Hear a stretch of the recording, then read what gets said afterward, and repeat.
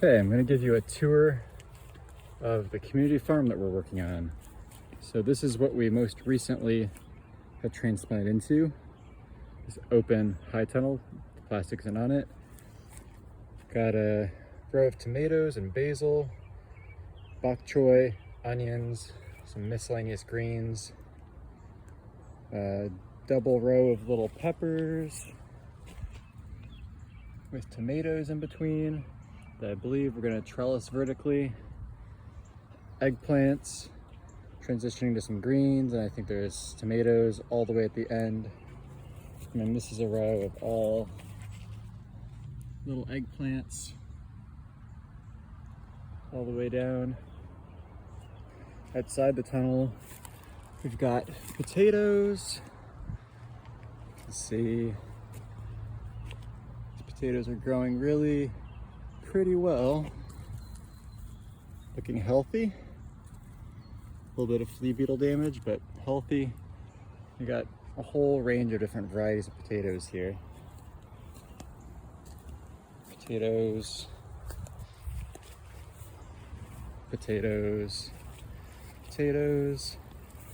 Got some little baby radishes coming up down the center of this row of potatoes.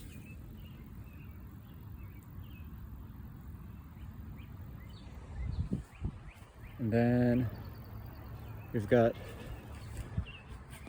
the most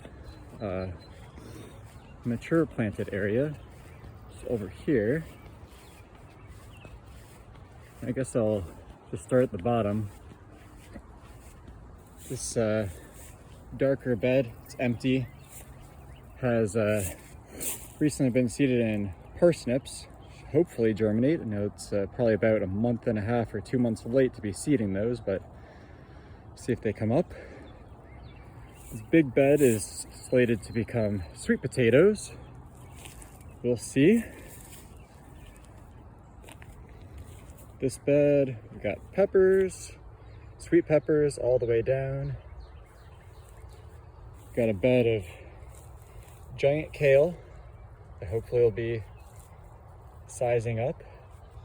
And then we've got some turnips seeded next to them.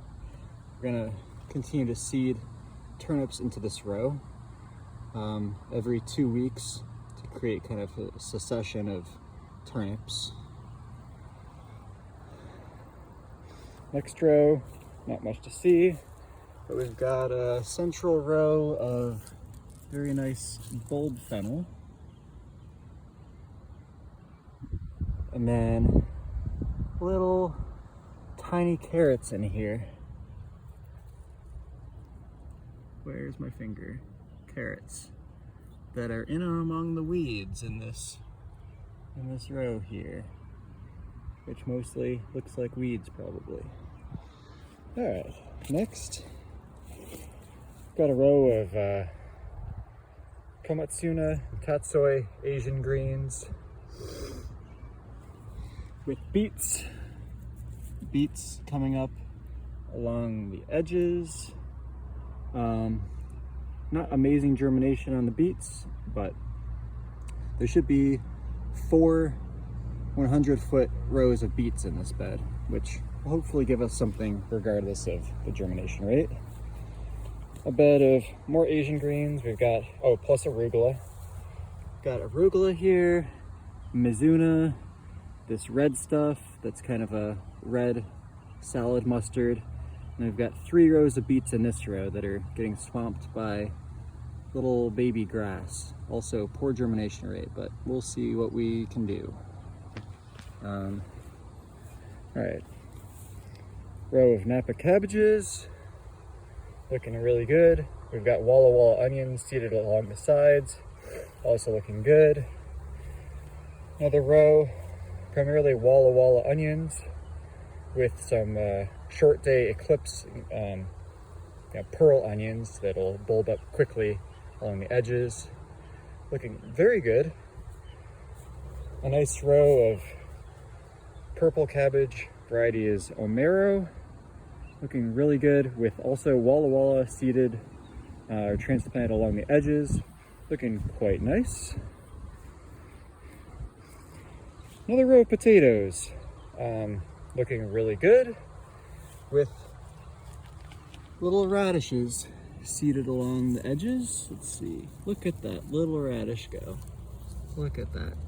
I'd say these radishes have about 1 or 2 weeks before they're gonna absolutely need to be harvested.